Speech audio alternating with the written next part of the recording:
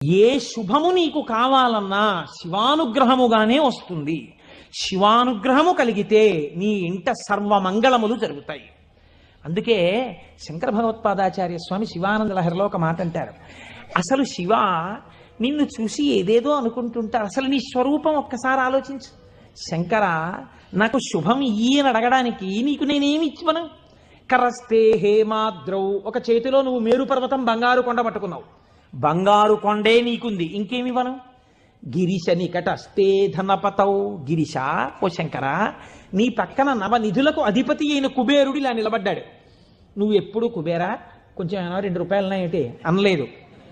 ఆయనే ఎప్పుడు ఏమైనా అడుగుతావేమోనని ఇలా నిలబడ్డా, ఆయన కోరిక తీరలేదు. గిరిశ నికటస్తే ధనపతౌ, కుబేరుడు నీ పక్కన ఉన్నాడు.